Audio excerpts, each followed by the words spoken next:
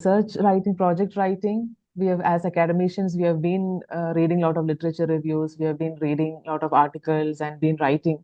So that itself is one of the important advantage of applying for a research project. That's also a learning experience for us, how to connect to with changing requirements of the or need of the hour, or any call for or any notifications that we see. Writing really helps us to appeal to make the project appealing to the funding agency. So here I've just named it like crafting a winning research proposal from theory to funding. So we include theories in our classes for our discussions, and how are we able to link what we have studied, what is the interest of the project, right? So that really helps us to map the outcome. So in course plans and in syllabus, we try to identify what is outcome of research or what is outcome of a particular unit. So similarly, theory and the research proposal will help you to link that. What is outcome of the theories that we learn, and how we want to be integrated with the new changes or any questions that we have in our mind. So that will be the main point with respect to writing research proposal. Yeah. So here, so writing a research proposal, it's like we are pitching our ideas in front of a review team. Okay, so it's like a sales pitch, which requires a lot of back end work, back end research. So we are actually pitching the idea that we want. So any consultancy projects that we will be undertaking. So there we do so we have done enough research, and why are we doing this project, kind of a thing. So that is what is clearly required in a research project. So it's like a sales pitch. We are just showing what is the need for conducting this kind of a study now. So the main important points that to look for while writing a research project will first be the clarity that we have with respect to the work that we do. And instead of making it too complex, I think it's always better to keep it simple and clear, at least while writing the proposal. So nowadays we see, they would have given guidelines how they want us to go with it, like keeping it very simple, keeping it, am I audible? Yes, ma'am. Yes, ma'am. Yes, you are Okay, audible. yeah, the power was off. Yeah. Okay. So making it very simple without using much of a jargon is what is needed, and making the proposal very presentable. So that is one important way. So there's no need to write too complicated words or big words in the proposal as such. So you can make it very simple, avoid using heavy jargons, and make simple statements where the idea is very clear. So reviewers, as we know, they would have already done a lot of projects. They would have been part of different board of editors or board of directors of this. So they call reviewers from outside their organization. So for our ICCR project, the review board always had a planning board member in it. And in the initial rounds, there were 3 to 4 experts from the area, so who were reviewing the project after the first round got selected. So they would have already, so they what they expect is, do we know the topic? Do we know the area? Are we clear with what we want to do? So that clarity is one important aspect that they look for. And so they are often generalists in the broader field, and they ensure your core idea is understood instantly. So in the first introduction paragraph, so that's how we write articles also. In the first paragraph, if we can have a core idea to be highlighted, that will be very important. So we can, along with literature review or what is the need of the hour. So in that way, if we can stress why are we doing this project in the first paragraph, so that you get the attention of the reviewers, and they feel it is important for you to take up the study through their funding. So that clarity is one important aspect that they look for. And like the art of persuasion, in a way that how much can we convince them that the study is important. Again, with literature review, we have to support our statements why it is important to do the study. So we have so to start. So I will be able to help say this with the help of the project that we did. So my work was on migration. So the title of the study was about cultural integration of migrants in the southern states of India. So we have studied in Kerala, Karnataka, and Tamil Nadu. So migration generally is what migration lacks is the availability of data, because people are moving from one place to another. So there is no enough data. We cannot have a census. We cannot look for any like NFHS or any survey for migrant related studies. There is no survey as such which is done on migrants. So this became a big issue during the COVID also, when people were stuck in different places. The state didn't know how many people are coming from different states and how to make arrangements for their travel and conveyances or food during the time of COVID. So since then, this migration debate has been strong. And so that way, how do you convince so there is no enough data which is available on migrants. So there is a need for a study like this to track or to study the migrants in general, and then come to the point that you want to stress why is your study important. Okay, so convincing the team that the study is important and it is new is also which is also very much required in your project. So the problem really matters, the solution, the solution that you want to get out of the project, like outcomes, so that you expect from the study is also important. And you can also stress that how you are valuable for this project, what the background that you come from, your previous research papers or research that you have done, or your PhD that you are doing, or your specialization. So it is very important that you are an expert in this field to solve the issue or give some solutions to the government or to the policymakers. So that way, you stress the fact that this project is important. There is a gap which is there in the literature, or there is a gap in the study which is done in this area. Thereby, you will be able to contribute to this kind of a project. So that way, I think that is important. So in the first introduction or abstract or the what is your how do you want to go about the project? So what is your project about? So in the first part, if you are able to explain these kind of part, that will get your work half done. Moving on. So with respect to the problem statement and relevance, so relevance with respect to the project proposal is important, as in to which kind of a notification are you applying for? So which kind of a project are you applying for? So the different funding projects core theme would be different. So it will be better to link your area with that kind of a research that is there.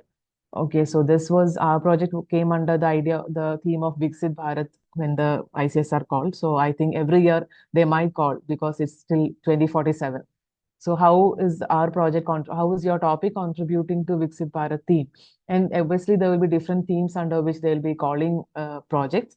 So we have to identify the theme where our project is relevant, maybe marginalized communities or something like that. Or if it is some health issues, you have to identify the health concept aspect of it, or if it is education. Again, migrants and education can be collected. So I could have done a study among migrants with respect to education as well. So maybe migrant children, they're not getting access to education. So that can be a study to a sector to a part which is coming under education field. But and I can link because I come from my PhD has been done on migrants as such. So maybe as a migrant student or a person who has been studying the migration process, I could have applied for a theme which comes under education as well, linking migration with education. So that way, it's important to find our relevance to the theme which is already there in that notification, like ICSSR or government funded projects, or if it is World Bank project or RBI. So we have to link our area with the notification or the theme that they are calling for. So that is one way in which we can again look for proposals. So everything might not fit to our area. So if it is gender, there are special proposals called for gender, and ICSR recently called for a family survey kind of a thing. So studies on family, on demographic changes, population studies, and all of that. So we should be able to identify which theme suits our research interest. So that is one way of looking at it. So in that way, our problem statement is also relevant to the theme that they're asking for. And also to bring our relevance, starting from literature review, it's always better to have the context specified clearly. So starting with discussing a broader context and how is the picture overall, what is overall picture with respect to migration or with respect to the education that is there, and then narrowing it down. Okay, so that is also one. So giving a global national perspective and then narrow it down to your specific interest area. Or if you want to study the self-help groups that is there, or MSMEs, new MSMEs that is coming up, or the challenges that MSMEs are facing. So it's better to narrow down it to your a particular area, giving a broader picture. So it's always better to frame the research within the larger picture so that they know it is still relevant and it is also applicable in different places. No, and in projects, one another thing that we can do is like even for in our departments or in our campuses, we'll be doing what is the best practice that we can have, right? So what is the best practice of another institution compared to your institution, and you try to adopt that practice in your institution as well. Similarly, project outcomes will also look at the best practice. So what is the way in which MSMEs are done in Germany compared to what can India adopt from a MSME, funding with respect to their funding or with their credit availability in Indian context. So we can also have a comparative study so that we can also have a mutual learning. Okay, so there's a give and take policy. So all this can be highlighted in your problem statement or in your when you're showing that the relevance of your study.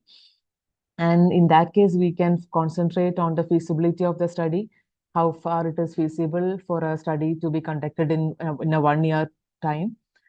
Usually call for projects will come for a 1 year duration with maybe 25 to 50 lakh funding, or a 2 year longitudinal study with a minimum of 1 crore funding. So we have to look at the feasibility of the study and then give the timeline for the project. If it's a 2 year project that you're applying for, then you can have a elaborative timeline expanded to 2 years, showing the different achievements or different outcomes that you want to achieve at different point of time.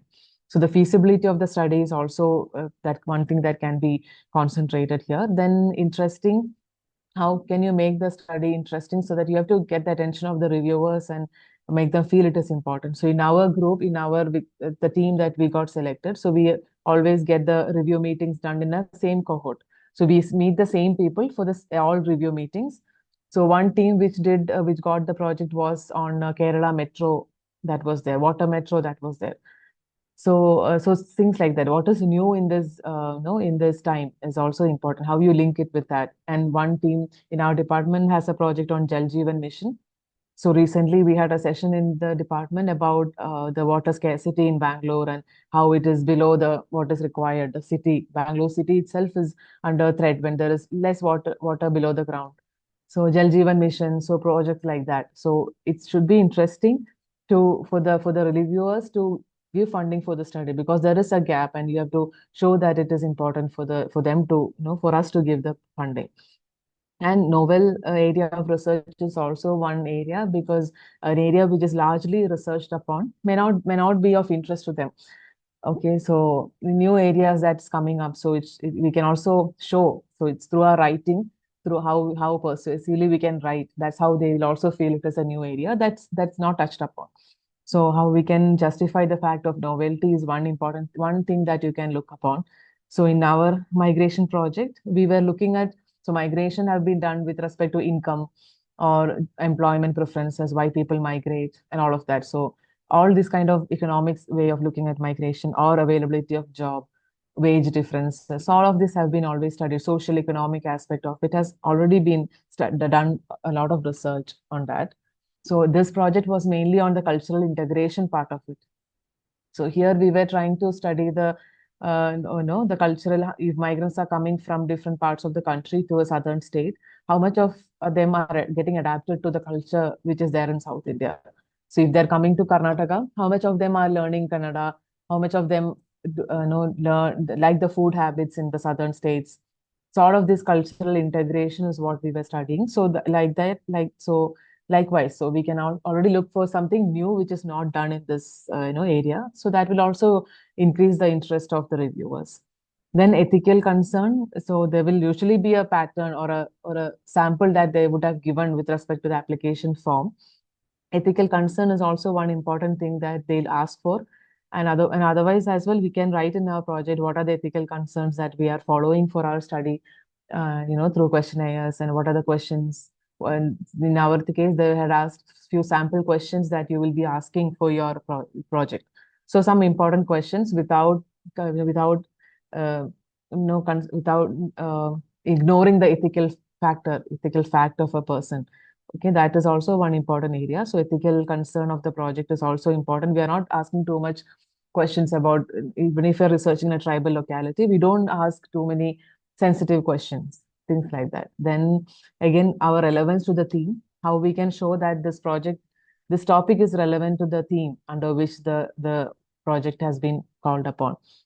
That relevance, it's important to map that relevance with respect to the theme that we are applying. So in this way, we should make the problem statement or the research question, the larger research question that we have, we should make it very niche. We should show that this is new and something is lacking in the literature, along with all of this contextualizing narrowing it down from the global context to your specific domain. All this can be supported using literature. So the literatures also plays an important role, which shows that enough research has already been done in the study by you and also by the existing theme. So what is lacking in the like we write literature gap for our projects or our PhD thesis. So in that way, the showing the research gap is also important. So they know that we have done a proper research. And again, if we start using the research literature, the recent ones is what is cited usually. We have to cite the recent literature so that we are updated with what is happening in the research academic field as well. And going to the research objectives, it's better to have a proper identified research objective based on the larger research question that we have. Since it's a funded project, so we cannot have just one or two research questions, research objectives. So we should be covering all the areas that is needed for that particular study.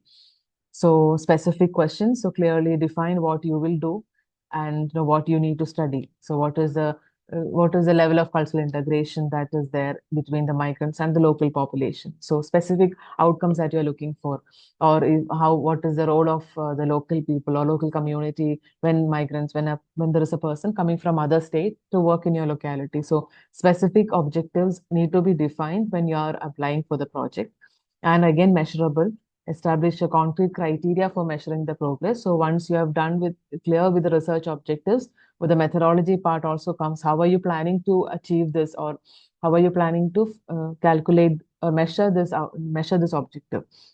So the measurable objectives should be there. So criteria based on which, like they usually ask, what are the questions that you will ask and for this objective? So things like that. So we should be clear. So if I want to measure cultural integration, how do you measure cultural integration? So is there a metrics that you are developing, or is it on a Likert scale, or is there any model that you're planning to come up, or are you developing any index for identifying cultural integrity? So how are you measuring this objective is also important. So when you frame the questions, we should, along with the framing of the research objectives, we should also look at what are the questions that we are be asking for identifying these, the second objective. So it's like that. And achievable, we should always write the goals which is realistic. We cannot, based on the resources that is there, we cannot write unachievable, or we cannot give an objective like which is unachievable in the time frame that is given. So again, the one drawback or the one challenge that we have with the project is we should see whether we have been able to identify variables or identify the actual problem when we are addressing these kind of research objectives. So that relevance of the objective is also important. And will we be able to complete these many objectives in this 1 year? So for us, the project was a 1 year project. So in that 1 year, we had to, in 3 months of field work, we had to finish around 60, 70 questions, which will be covering all the 5 objectives that we have. So this time frame is also important. So are the goals achievable is also one important thing that we should look for. We should not ask questions which is too sensitive, where we will have to go there multiple times. So if the group of the or if the sample is very small, that way we can still go there and to the same place and have a conversation with them over a period of 1 or 2 months. But if it is a larger sample, then going back to the same group and then again asking the questions will be a little bit of a challenge. So in that way, we have to frame the questions in such a way that it is achievable. It depends on the area of the study as well. Okay, so too much questions on personal things, or if you're studying disaster management, and what is the loss in your assets and things like that, they'll be able to tell you. But what the other some the trauma that they went through during the disaster, so these kind of questions are too personal, so beyond a limit we cannot ask them. And as when we recruit field investigators to go for the project, they might not feel the project objectives as how we have defined or designed it. Okay, because it's someone else who might be going to the field. We cannot accompany the field investigators in the 2 months of time unless you plan to do it during your vacation. Otherwise, we'll not be able to go to the field 100%. So that way, when we design too many personal questions, field investigators might not ask the questions only. They can fill it by themselves. So these are few challenges that we have when we deal with the project team. So whenever you think about research objective or goals that you want to, the outcome that you want to have from the objective, so it should be doable. So they should feel you'll be able to do it. So that way we have to write the research objectives, and also some sample questions if we keep in mind during project while you're applying for the project, and in case you get selected for the first round of interview, you have the sample questions with you. So where they might ask, how are you planning to, ask what are the questions that you'll be asking under this objective. So you'll be able to say what are the ways in which you want to analyze this objective. Similarly, the relevance. So with respect to funding bodies' priorities, we'll have to show the relevance of the study. So now again, a lot of studies have been called on sustainability practices and all of that. So, how do you link your topic with sustainability? Or if it's on carbon credits or carbon emission, how do you link your topic with that? So relevance of the theme is also one area. Then time bound. So having a strict timeline for every objective or your entire project will help you to manage the time that is there. Because 1 year project will get over in like, no, we don't even know how the time goes, because in the first few months we'll obviously go for your literature, completing your literature review, having a pilot study. So 3, 4 months will obviously go for that. And then your time to recruit the team. You recruit your field investigators or a research assistant or associate, or 1 month for that. So already 4, 5 months are done. So you'll have another 2 or 3 months maximum for your field work. So it's right. So in that way, setting a strict timeline is also important for every objective, because we'll be asking questions that are stretched. So like I said, 60, 70 questions for this community when we are talking to them. 60, 70 questions. So that will obviously take more than an hour. So we cannot complete so many interviews in one day. So one field investigator can maximum complete 5 to 10. So 10 is a maximum. Nobody has finished 10 interviews in a day, because the timing of the respondents also matters. When they are visiting the field also matters. If you are talking to some agriculturists, farmers or agricultural workers, so that their time, we cannot waste their 2 hours of time to answer your uh, questionnaire. So in that way, we have to design the questions in such a way that all important questions are covered, and it doesn't take too much of the time of the respondent and also of your field investigator. But we should also cover all the important questions. So multiple reviews of the questionnaires will also take a lot of time to finalize, to come down to the 50, 60 questions that you want to have. So this is largely with research objectives, how we have to plan a measurable research objective and specific objective, and how, what all questions or what all to cover under a particular objective. So, and is it achievable to get this kind of a gap? Usually in project, we don't keep a literature review like studying understanding the historical background of the a background of MSMEs in India. So there is no objective like that for a project, because we are doing actual work in the ground, in the field. So all the objectives should be practical objectives as far as I have understood, because we are doing it practically in the field. So there's no funding required for a literature review objective. So all your objectives will be based on the field experiences, what you want to learn from the field. And like this, this slide mainly talks about the literature gap, that we have to address it strongly, where we find there's a relevance for this kind of a project to bridge a gap. So it's not just we are not just citing the literature that is there, but also highlighting that there is a gap with respect to the literature or the study that is already done. So what does the present literature or the study ignores, and how does your project add, fill the gap in that case? And also we can support the proposed outcome. Again, in the project, their template, what is the proposed outcome that of your research? So what is the outcome that you're planning to get or expecting from this kind of a study? So this kind of things will help you to fill that gap that is already existing in the literature. So in again, when we are citing the recent literature, the recent study that has been done in the past 3 to 5 years will obviously give value to your literature, showing that this is the maximum that has happened, and your study is going to be an extra milestone. I know covering these other factors of the study. So that way, we have to show the relevance of the study, the project gap which is there, which will help for more impactful review from the team. And also they will also feel like asking you more questions, so they will obviously call you for a round of interview. So that way we should be able to stress the importance or relevance of the project with respect to the literature gap that is there. And methodology, when we are designing the methodology, what is the tools that we are using to, to solve or to look at the research questions or research objectives that we have listed here. Mostly projects, they look for a field work kind of a study, qualitative, not or quantitative, mixed methods. What it requires primary data. So most of the study will have primary data in their methodology, because what the project team requires is data with respect to, it can be migration, it can be student education, enrollment dropout rates, or anything about business funding, or how many startups are there in Bangalore, what are the challenges faced by the startups, and what is the funding that they're getting.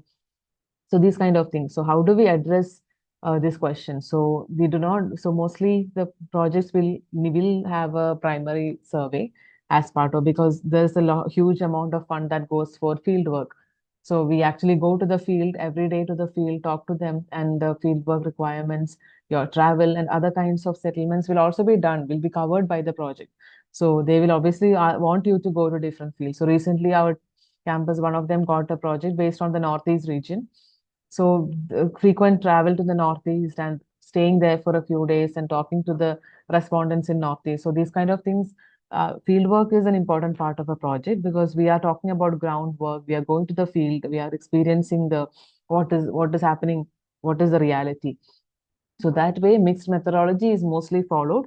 Since if your sample is large, then you can obviously go for a quantitative study. And there is also a project that gets qualitative study as well, like under social work and all of that. But for our study, we had a sample of 2,700. So we had to, because it included 3 states, it included migrants who are coming from different states to work in the southern states. So we had around 900 samples from each state. So that we were able to do quantitative as well as some interviews and qualitative interviews with migrants and also other stakeholders. So when we show a picture, it shouldn't be just from their point of view. It should also be from the government point of view. It can also be from the NGOs. It can also be from the police or the other local authorities that are there, or the panchayat members or the municipality members. If it is something related to Jal Jeevan Mission, it can be from the water authority, from the community. So the project should cover an overall view of all the people, all the stakeholders who are part of this entire, research problem. So obviously we can design a project based on a mixed method, where we have both qualitative interviews as well, covering the broader questions, open-ended questions, where we give them the space to talk about the issue. It can be a representative from the state, it can be a panchayat member, it can be a tribal community leader, or a startup person who could not get enough funding for a startup, or the challenges that they face. So in that way, so mixed methodology is usually followed in a project. And if we can clearly define the sample size, data source, and other tools, and how we will be using them for the study is also, so that means we have a good clarity about the project. So that's why jumping into a new theme will be quite challenging. It's better that we know our own domain. So it's always better, the PI, for the principal investigator, the PI who will be applying for the project. We can have a team of members. I have one more slide on that.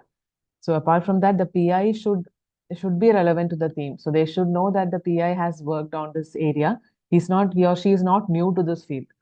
So they should know giving 25 lakhs or 35 lakhs is safe in their hands, because they know the work that they do.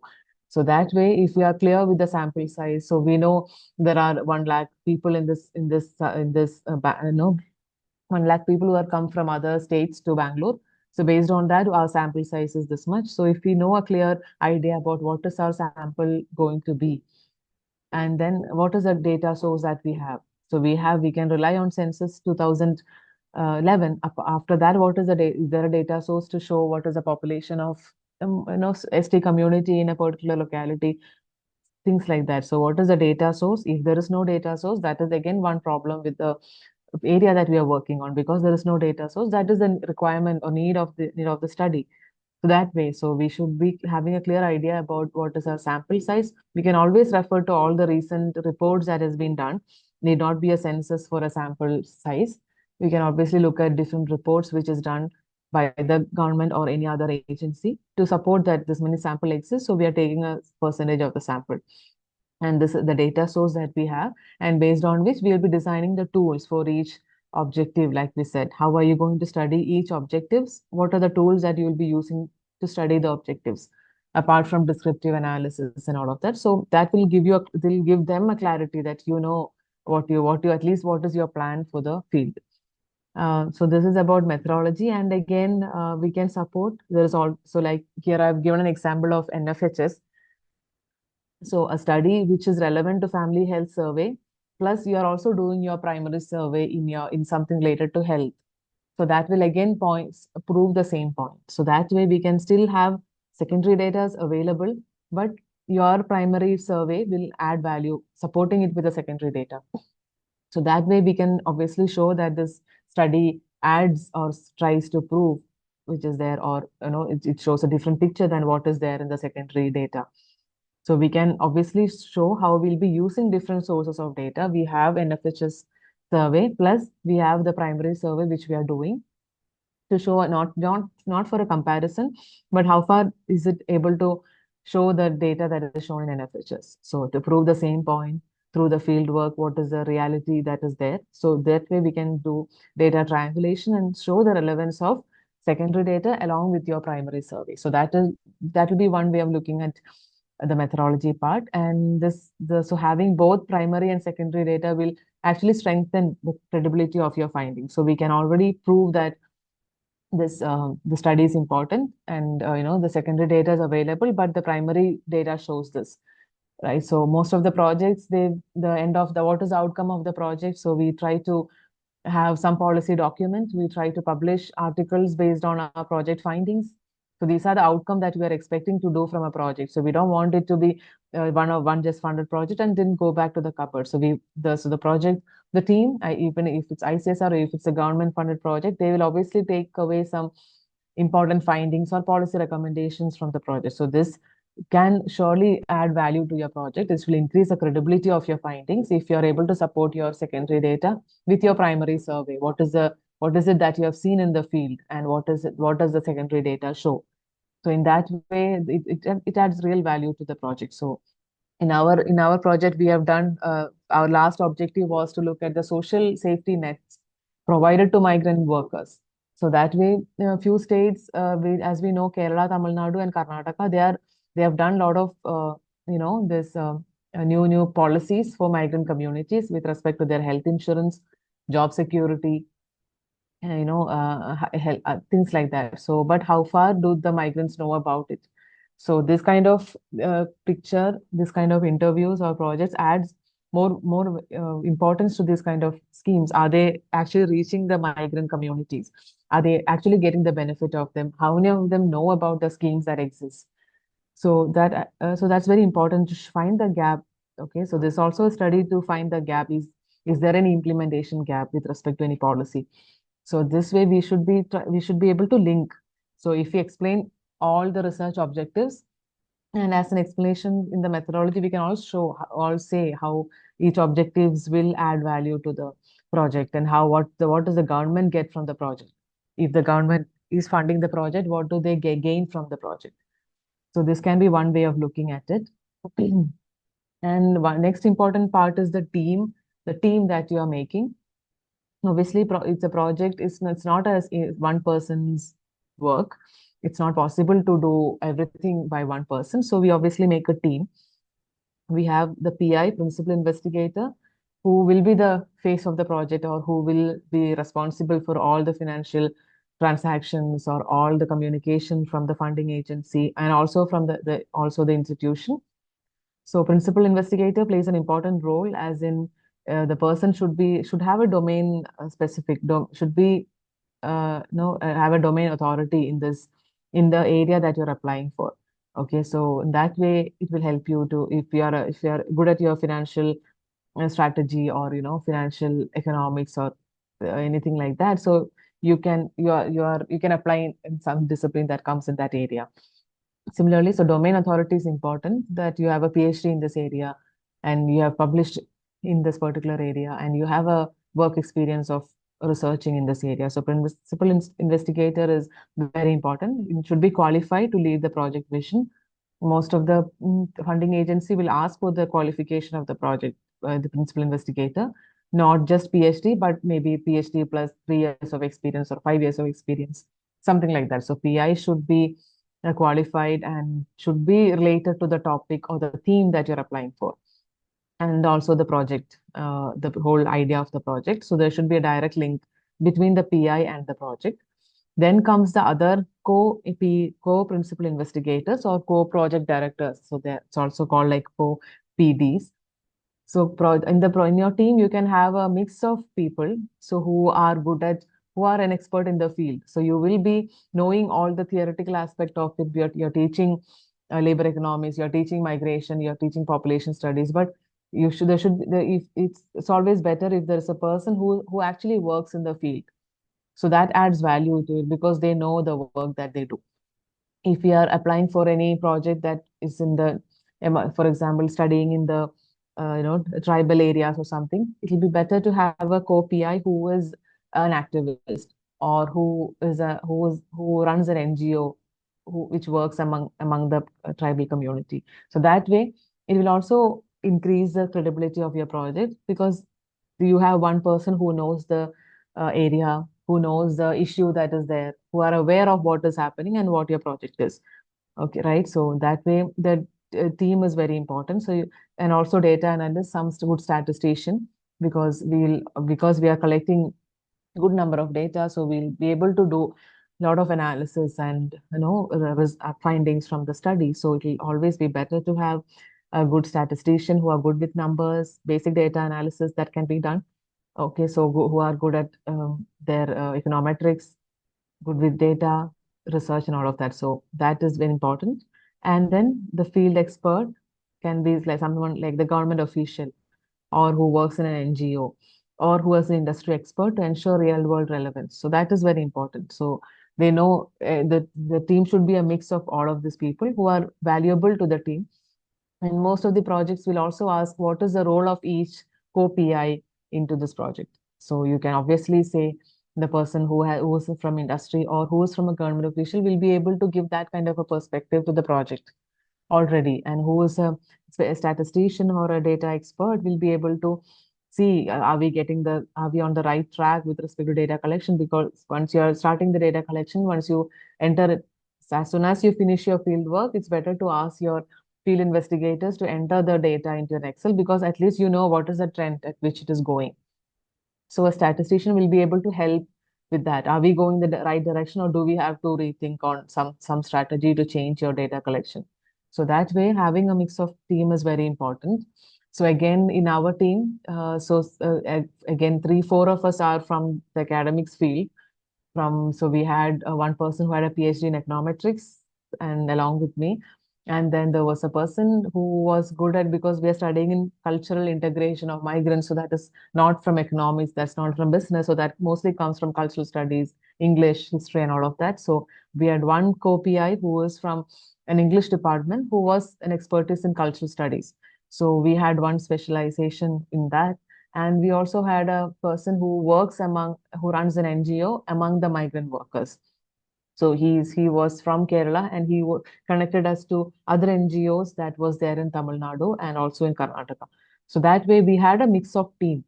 So that was very convincing for them, because few questions when you attend the review interviews, they will ask, how will you go about it? How will you go to them? Because like migrant communities, these kind of people, we cannot directly go and talk to them, and they will not give you any information if you ask.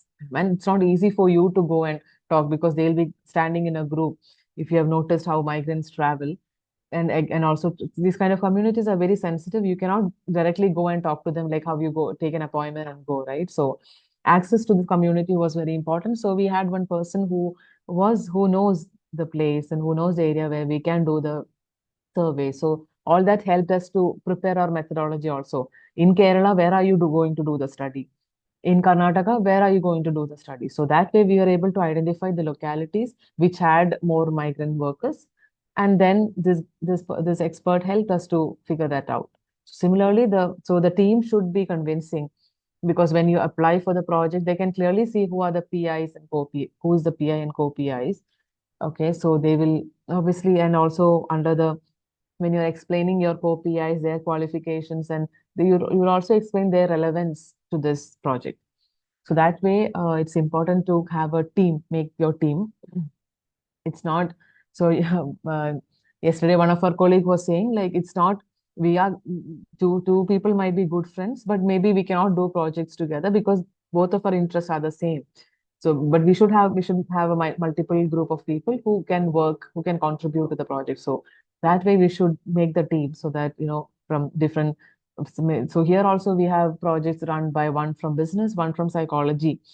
Okay, so because all mental health and psychology are all very, yeah, especially among in the business studies is very important, right? So they have made a team like that. So we should have a group of people from different discipline will add value to the project.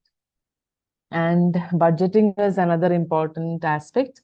Usually they give a sample budget for your reference and will give all the salaries which is required and all of that.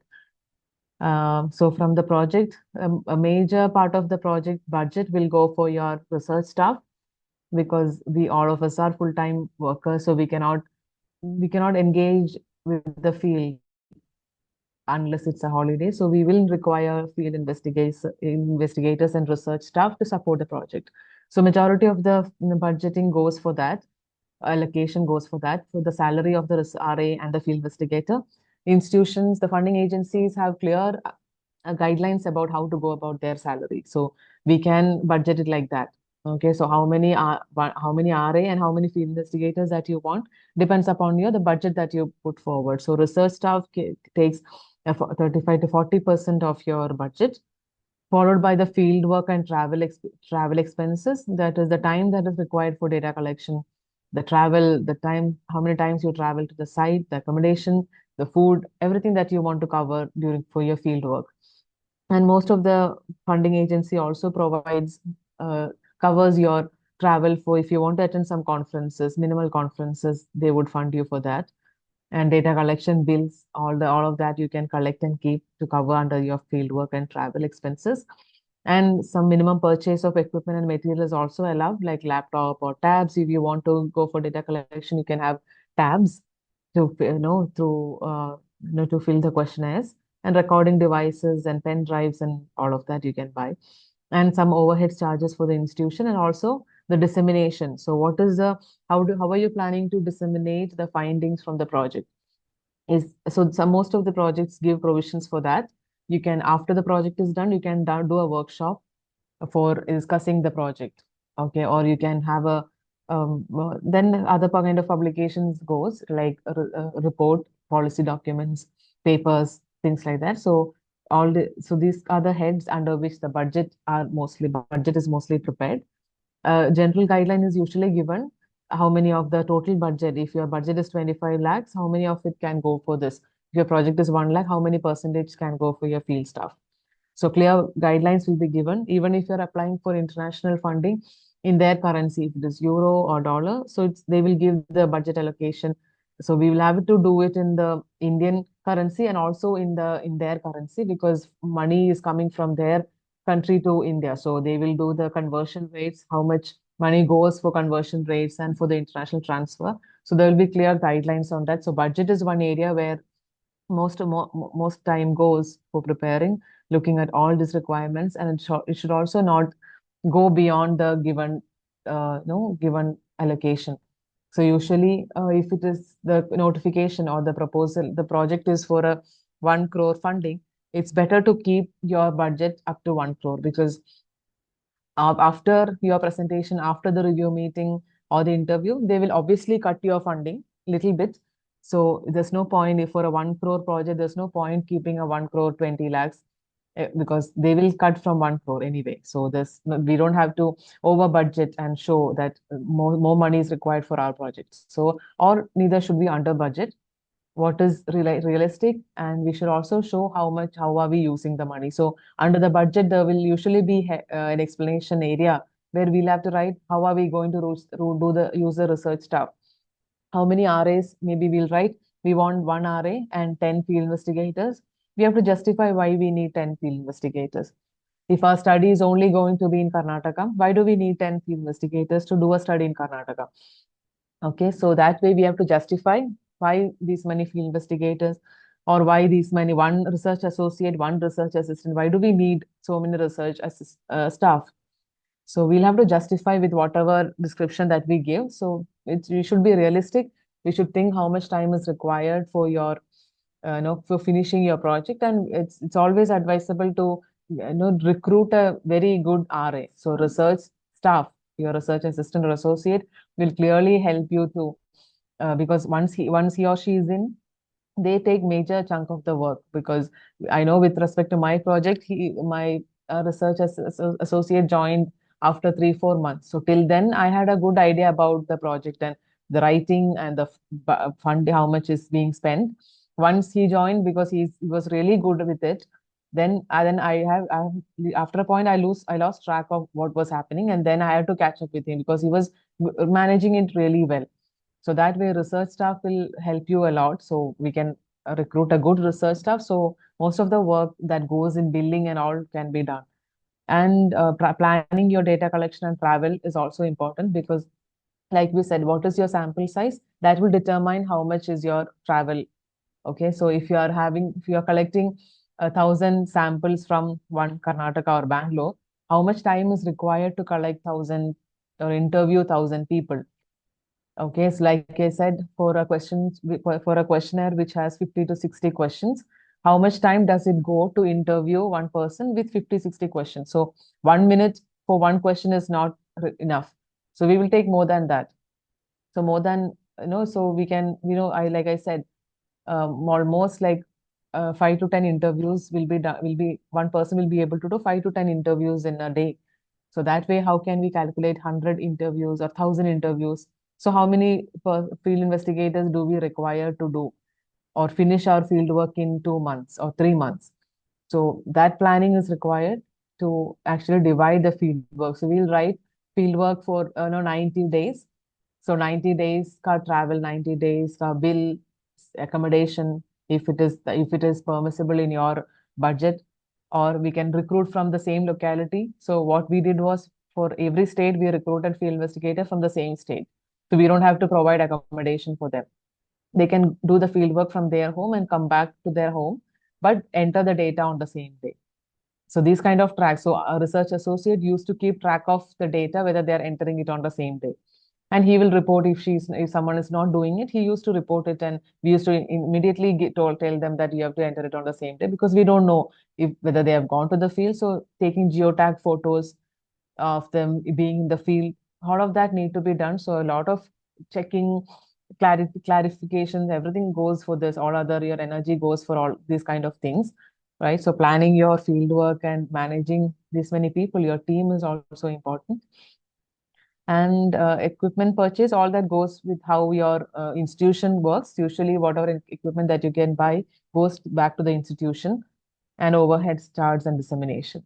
So then, and the next slide, writing the expected outcome.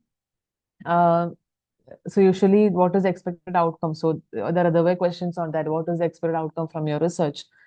Publications in journals, book chapters, coming up with an edited book. All of this can be a expected outcome. Then policy document, because governments or agencies are funding projects because they want to have a policy document to do some policy changes, or we are contributing to the policy makers by doing this groundwork, right? This kind of project, so that way we can obviously come up with policy documents and briefs to help the government make decisions based on different policies. Then otherwise, public to know to the public that we have done a project like this. Some newspaper articles after the, usually once the project is submitted, we should get an acceptance or an approval from them, or completion certificate from the funding agency, after which we can discuss the findings of the project. So usually that's the way it happens. So we can, after once it is done, we can obviously write some newspaper articles in local as well as other newspapers to show that the findings, discuss the findings of the paper, like journals, or go to the seminars, attend workshops, and or we can have in one of the projects that we applied, that was for an international project. In that, they wanted us to do a workshop after completing the field work, like with the findings, 1 day workshop to discuss the findings of the project. And with respect to our ICSR project, they wanted us to do one conference before the fieldwork or in the initial stage of the project, mainly for ideation purpose. So these were all rules or guidelines that were given. So we had to do it compulsorily. So that conference which was organized helped us to understand the where all we can focus on, what are the kind of papers that we received, that is what are the areas that people are working on. Gig workers and all of that are new areas where people want to work about, that labor codes and other employment insurances and all of that. So this kind of conference or workshops will actually really help you to see whether the project, how we can change the project or modify the project as per the need of the requirement. And then having a project time frame is also important. Like you said, if you have a 1 year project, we will have 3 or 4 review meetings in a 1 year project. So in this review meeting, it is important review meeting that is done by the team once you are selected. So they will clearly look at what are your progression, and they will actually score you for whether there is a progression or not. So in the first quarter or the first few months, we will be able to uh, do a literature review, recruit the project team for the fieldwork and research assistant associates, and also design the tool as in questionnaires, design the questionnaires with objectives and proper coding so that later we don't have to go back and review or change it in the SPSS or Excel where we want to enter it. Okay, so making the questionnaire with the coding, all that work goes in the first few months. Then in the second quarter, we can obviously divide into data collection and field work, where we finish most of the work in the first half itself. If we have to again go back to the field, if there is something that is missing, so we had some qualitative in-depth interviews that needs to be done. So we did it once the general data collection was over. We did it the qualitative interview at a later time in that same quarter only, but towards the end. So that way we can plan what is the time required to talk to uh, other stakeholders in this research. Then sometime we'll go for analysis and data cleaning, because we have some expectations about however we say it is unbiased or objective and all of that, but we will have some expectation because it's our area of risk. We would have done some study on that. But spending too much time on cleaning and analysis will be required, because we the kind of response. And another thing is, it's not we who have gone to the field. So all of us have taken turns and we have been there in the field for 1 week. All of us have made sure that we have visited the field for a week with permission from the institution. So that is the maximum that we can do. Okay, so some studies where the sample is only 50, that way maybe it's possible for you to be there in the field for collecting 50 samples. But if it is 100 or 900 or 1000, it's not possible for you to be in the field for 2 3 months at a stretch. So that way, since we have not collected the data, so there can be some challenges where we are not clear about what they have written, or some explanatory explanations that they have given for some open-ended questions. We are not clear about how it is. Or so it's better to do case studies at in-depth interviews in person, so that we can observe and we can talk and we can ask more questions to get clarity in the particular thing. For a questionnaire, it's easy for you to fill it and just a yes or no, or the numbers, or Likert scale kind of questions. It's easy to fill. But if it's an open-ended question which requires little bit of time talking to them, knowing the situation and all of that, it's better that we go to the field and talk and understand the situation, so that we know when we write the project, we know where we have to write more, where more stress has to be given. So that way, and the last quarter can be given mainly for report writing and dissemination. So by end of the project, usually when the last review meeting is done, you will have to present your findings, what is your findings and takeaways from the field with respect to the objectives, and how did you what is the gap, what is the policy recommendation that is required, or what is the key takeaways from that particular objective after your field work is done. So that way the last part will go for that. So after the review meeting, if there are some comments, usually they will give some comments, because like I said, the same expert will be sitting us through with us throughout our review meeting. So he would have noticed our progress over the review meetings, and he would suggest us with some way of looking at it. So we'll have to again look at the analysis, and maybe the way of writing the chapters would be different based on the feedback from them. And some points to note, and also where we can look at how to avoid some common mistakes. So while writing the proposal, we can be over ambitious that we will collect, about like 1 lakh samples. So if it is a 5-year project or a longitudinal project where we are studying the same set of people over the period of time. Okay, so when if there is a lot of time for that, we can obviously generate a lot of data. But if the time frame is short, we cannot give over ambitious goals. So because lack of primary data or realistic scope is there, we cannot be over ambitious to say that we will collect, because in the initial, when we are writing the project, we will be in that spirit to get the project, right? So we will try to write maximum that we want, and we are the best for it. So but still we cannot fix an over ambitious goals. When I wrote this 900,000 samples per state, I thought I was little over ambitious, but with in recruiting that many field investigators, we were able to do it. Okay, but because we should also justify, because there should also be enough samples so that they will, fund your project. It depends on the funding agency as well. Some, like I said, they have 50, 100 samples, still they got the project, or 300 samples, still they got the project. So it depends on upon the agency, but we cannot write over ambitious goals while you are writing in that spirit of writing the proposal. Then poor alignment with the funding agency's priority, because like you said, there will be different themes under which they would have called. It can be sustainability, it can be marginalized. So one project that we applied for was under the theme India, but they wanted to have a foreign collaborator. So like that. So some funding agencies will ask you for a foreign collaboration.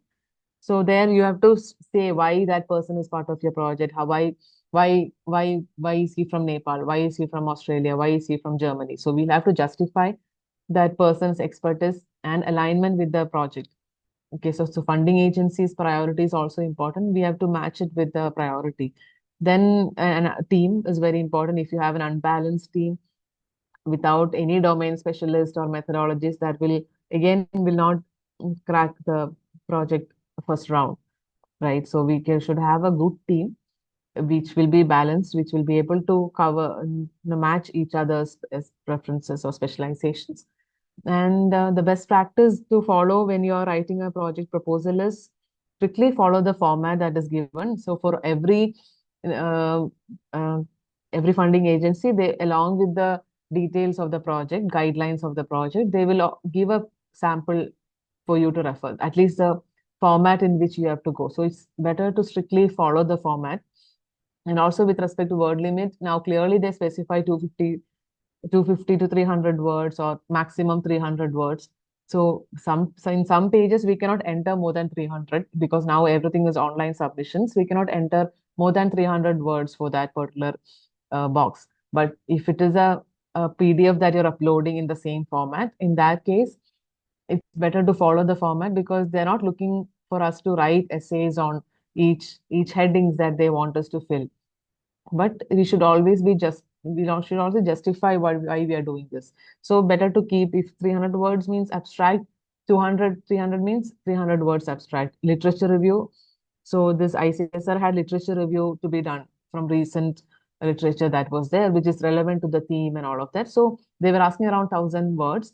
So better to keep in 1,000 words, within 1,000 words, because there's no point writing a lot. That's not what they want. At least try to cite maximum literatures which is recent in the literature review to support the the project, your idea. So it's easy to follow the format and strictly adhere to the word limit and template is uh, my observation.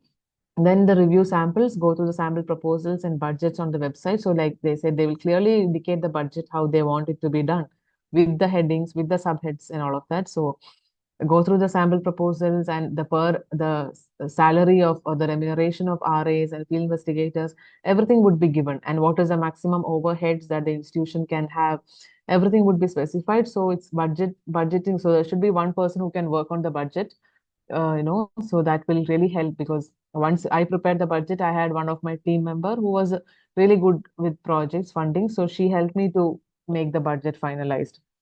Again, like I said, even if he's submit the budget, if it is approved, we'll have to revise the budget as per their funding. So they will anyway cut the funding that we have written, 25 lakhs. They will anyway cut it to 18, 20 lakhs. So we'll have to rework on the budget. So that way, so it's the sample budget has to be reviewed and based on the guidelines that is given. And ethical AI checks. So usually they ask what is the ethical standard that you follow for your questions. So every questionnaire will have a ethical statement in the beginning that you're not forcing anybody to give your information. We are not sharing anybody's personal information through these questions. We're not asking any too personal questions. So these kind of ethical practices can be followed while you are preparing the questions and also while writing the proposal. Okay, so that is one check. And AI usage, we can use AI for ideation, how we can link if we have different specialization, like, right, like I said, the group of people, the team, if you're making a team, and if you have a random person coming and we want to include, not random, but relevant to them, but how do you say that this person is relevant to your, there's an sociologist or an anthropologist to a business, business economics, or in that kind of a project that you're applying, how is that anthropologist relevant to your study? So you will have to find out ways in which you can link them. So that way you can use AI for ideation and what are the ways in which you can use the project. So mainly for ideas you can use AI, but if you use it for writing now, along with submission, we have to submit similarity check and AI check as well as its mandate for most of the projects I have seen, IKS. So the government usually called for IKS, Indian Knowledge System projects. So when we submitted IKS, they were asking for AI and plagiarism check percentage that we have done from our institution. So that also had to be uploaded. So we cannot just copy whatever is there. So we just have to, for ideation and to know how we can do the project, we can obviously take that, but we cannot use it for writing. That should be kept in mind while writing the proposal. And I have like written few funding agencies which usually you would also know at an international level. So this is something that we have. So here we have a practice of Center for Research which sends notifications, or when there is a call for proposals, they usually intimate all the faculty through mail. So I've got these kind of references from them. So ICSR, as we all know, there is also DST, which is the Department of Science and Technology, which actually use for seed money projects. And there is CSR funding of companies can also be used for, we can also look for CSR funding for writing the proposal. And at international level, you also have this World Bank. Today, we had a person who was doing a project in World Bank and International Growth Center. They usually call every year for sustainable projects. Then UN, ILO call for projects. And there's also Spencer Foundation, mainly grant on research, education, and different foundations like Reliance, Asim Premji, Infosys Foundation. They all provide funding. And at the Karnataka state level, I am aware of KMEA. There is Karnataka Monetary Evaluation Authority. So that usually does project to know the implementation of a particular policy or any new census, something like that. So state-wise, you can use KMEA and also CSR funding and other Ministry of Labor and this kind of ministry websites. You can look for funding to mainly at the state level. And so I will also show you the sample budget that we got just for your reference. So this is the approved budget. So here, if you see, you can see that the research staff, it's already given as 40% of total budget. It should not exceed 40% of total budget. So what we had given was maximum of 6,80,000. If you look at the total division of your amount or under each heads, research staff carries the maximum number or maximum percentage because maximum money goes for your research staff, which has a research assistant field investigator. And then your travel and logistics will have another big amount of money that's going because what is the duration of field work that you're planning to do? So we have written for 5 months, but we were able to do it in 3, 4 months, and we recruited one more field investigator. So as far as there is fund under research staff, you can recruit if you instead of 5, if you want to recruit 6, I think you can do that provided there is fund in your research staff. So you have to calculate for 6 field investigators, how much you will have to pay for Instead of 5 months, if you recruit one more, you can maybe finish it in 3 months. So two in each states. That's how we did. So likewise, so we can manage within that heads and should not exceed the total budget which is coming under that heads. Similarly, for organizing conferences, equipment study which is required. So similarly, we can find out ways in which, so they are clearly given 40% for this, 30% for field work, 15% for organizing workshops. So we were clear. So there will be a clear guideline on how you can use this, fund under each heads and how to make use of it. So apart from this, few general things that came to my mind while I was sitting here before the session is regarding extension. So we might have a tendency to extend if the work is not done on time or if there was some delay. We might have a tendency to extend. With respect to final submission, I've seen few people in our team had asked for a 1 month extension and they had agreed to it. But apart from that, in review meetings, they clearly look what is the progress of your study. At least in the first review meeting, it's always better to do a pilot or a small study before your first meeting because they know that you have done a groundwork and then you know the field. So that kind of a thing is important so that we are done. So it's better to keep the deadline with respect to submission, with respect to review meetings, and also sometimes progress reports. Some reports need to be updated always. So it's always better to keep that deadline and keep the time. And like I said, PI plays an important role. Whatever happens with the project, the money, the team, the PI is responsible for that. So whenever you have meetings, because in the review meeting or in progress report, they might look for what is the work that you're doing for the project. So we might call for meeting with the team, maybe once in a month or once in 2 weeks. So keep the minutes of the meeting is very important. So we have to keep record of what have been discussed, what is the work allocated for each co-PI, right? So if some person is in charge of each field in each state, or if some person is in charge of the data compilation, data cleaning. So likewise, so what is the work assigned with each PI and each co-PI is also important. So keeping track of it, the minutes of the meeting that happens within the team is also important. And every month, some with respect to some funding agency, you will have to give the bills every month. If it comes to your institution, you will have to submit. If the fund comes to your institution, you will have to give bills to your institution, and that will be refunded from their account to our account, so like that. Some international agencies, they directly fund you. They'll put the first installment to your accounts. In that case, you just have to provide the bills directly to their portal or their point of contact, and it doesn't go through your institution. So that way it is easier. But whatever bills that you submit, whatever bills or anything that you do for the project, even if you submit it online or send them a hard copy, it's always better to keep a copy with you because in that 5 to 10, heard 5 years of time, but within that 5 years of time, even if the project has ended, they might ask you for any proof. We don't know. Even the questionnaires that you have collected from the field, you can keep the field questionnaires with you for minimum 5 years so that we don't know at some point they might ask for a clarity or clarification. So it's better to keep all the records of their project with you for some time. The bills that you submit for your projects, the field questionnaires, how much did you pay the RA? Sometimes you will have to pay the RA or the institution will pay. So, but you have to sign. You are signing the all the bills of your project. So your signature is very important. So you keep track of how many salaries or honorarium have gone for the RA and the field investigator. So keeping track of all of that is very important for the PI.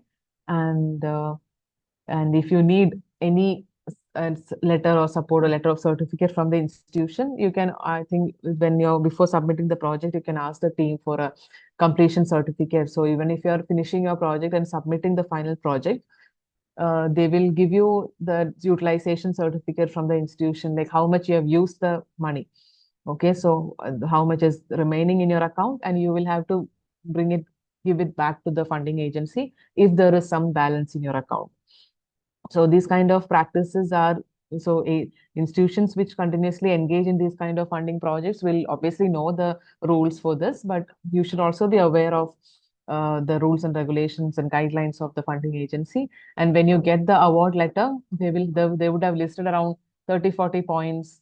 After the once you get the approval letter, award letter, there will be multiple conditions under which they'll be granting you the fund. So have a clear idea about award letter. You once you get it, it's better to go through each and every point, and you're aware of what is the financial responsibility of the PI, and what is the deadlines to be kept, and email communication. Everything has to be kept with you for any kind of clarification.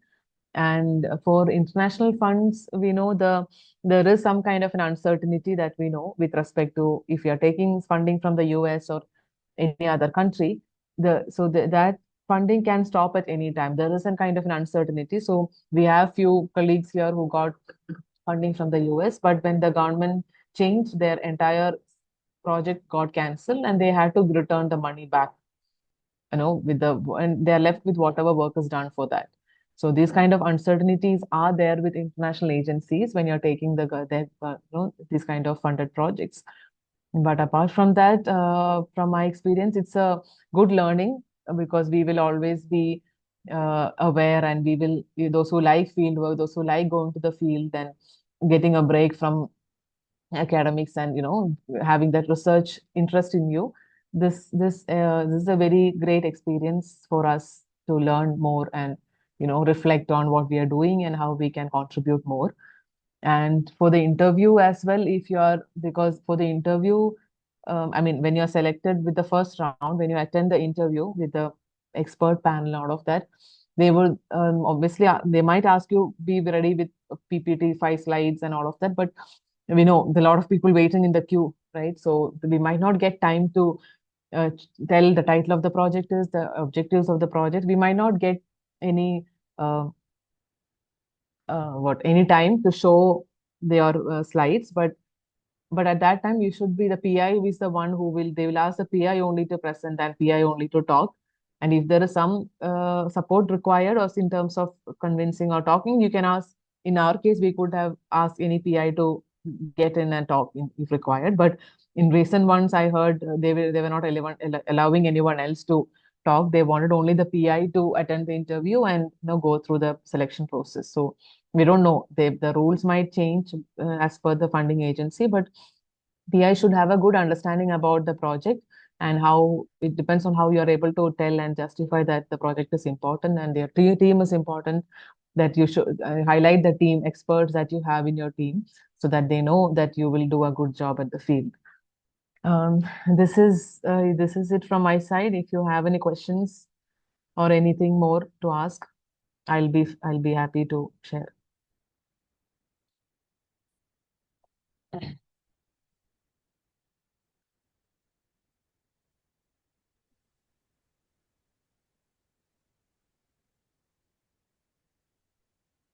Dear participants, if you have any queries or questions, please feel to ask.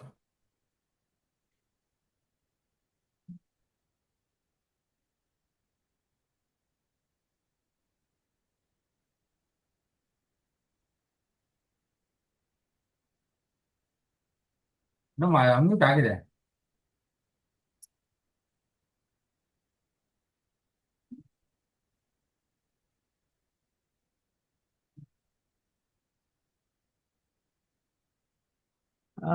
So for around about CSR based projects, it should come through the company. So I have not applied for any CSR funded projects. But if you are in touch with any company, I think so. I did my PhD from Tata Institute of Social Sciences. So TIS used to do a lot of CSR funded projects. So they had a CSR funded floor where all the projects are funded by CSR, but that goes through contact that you have. So I don't think there's a common portal where CSR funds come, but you should obviously approach the companies where they would have allocated a good amount for their CSR funding. It comes through uh, contacts. So I don't think there's a common portal for CSR funding.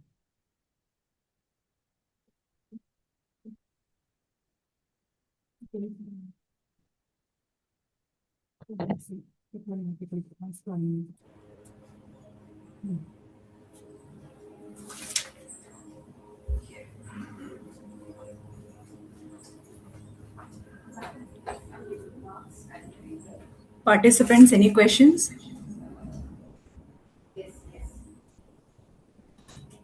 Ma'am, one question from my side. Yeah, yes, ma'am. Ma'am, what is your opinion about the institutional reputation, ma'am? Will it really matters? Because some of my friends who are working in an affiliated Hmm. institution or institution which is not so strong in research, when they are interested in writing the proposal or applying for this kind of proposals, like, Hmm. do you think that institute of national importance will have a first kind of impression and their proposals will be shortlisted? Is it a myth or what is your opinion, ma'am? I don't think that is there.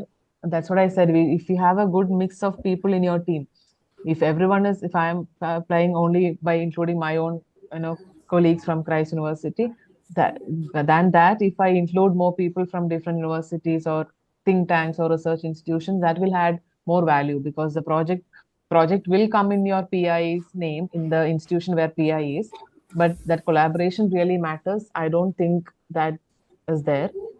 The team matters and the subject. I don't think the institution, but if there is a but if there is already a project and that is not completed, and if the money is not returned by the institution, all of this will be, so they clearly explain, it will be blacklisted from their, list of institutions. So in that way it might affect, because I was trying to add another person instead, but she told me that their institution did not return one fund and she's not confident to apply. So she didn't want to be a problem because of that. So these kind of things might be there. I think otherwise, I don't know. I don't think so. And Yes. here another question from Yeah. participating in chat box. Is it that only PhD holders can apply for major or minor projects? Yeah. So PhDs have, in whatever I've seen, PhD is one minimum qualification for PI. PI should have a PhD to apply for research.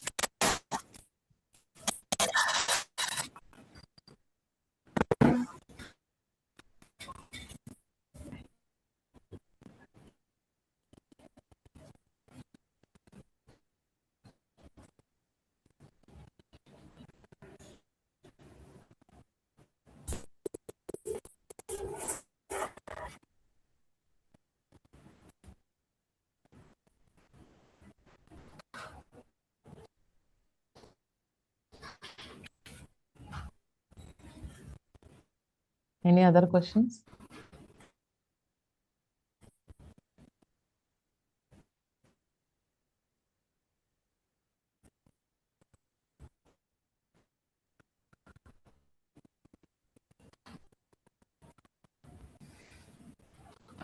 For I have for as PI, as far as I know, Question. yeah, as far as projects, I think for PI, PhD is compulsory in whatever I have seen. Otherwise, you can apply, but maybe you will not get the project. So application might not be an issue, but getting the project, I think, because a PhD will help you to know the procedures of or the way of conducting research. No, so PhD is the minimum. Even for some research associate, they're asking PhD as a requirement.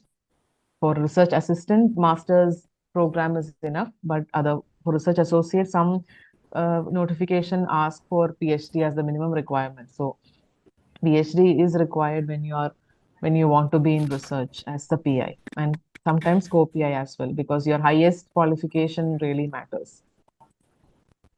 Or if you're a research associate in some institution as part of a project, or as in the think tank, so those can be co-PIs, but and you've been in the research field for some time, so that can be proven through the application. But PIs, I think PhD is important, and some minimum work experience as well.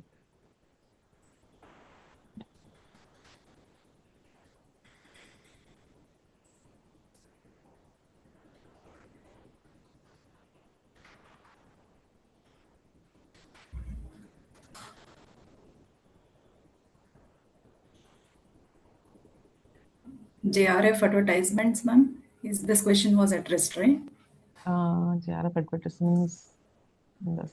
Are available online from industry. Do you have any general suggestions to make proposals for them? For JRF holders, Yes. There are holders who are doing PhD. It's not that clear. The question reads like this. If you're already getting funding from an agency, they will ask if it's ICSR and you are again applying for ICSR funded projects as a PI, that is not allowed. So once you get funding from the one agency, there is minimum time that you cannot apply for funding from the same agency. And they will, in most of the applications, they will ask, are you part of any other project?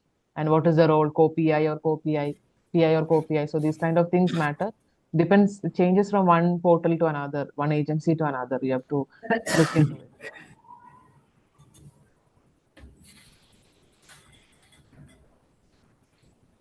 I think that's all from the audience, ma'am. Yes. Yeah. Thank you so much, ma'am, for that highly insightful and practical session. Your guidance on proposal writing has truly broadened our perspective. Your clear explanation on the essential components of the research proposal has provided us with valuable clarity and direction. Thank you so much, ma'am, for that. On Thank you. behalf of the Department of Management, Kristu Jayanti Deemed to be University, I extend our sincere gratitude to you for sharing your expertise with us. Thank you so much, ma'am. Thank you, ma'am. I Thank you, thank the sir. management. Yeah. I thank the management, HOD, program coordinators, and the FTP coordinators for the support and initiative. Thank you to all the participants for your active engagement. We look forward to seeing you tomorrow for day 6 of the Enriching FDP at 5 o'clock. Have a wonderful day ahead. Please give your valuable feedback in the chat box. Dear participants, please share your valuable feedbacks in the chat box. The link is already provided.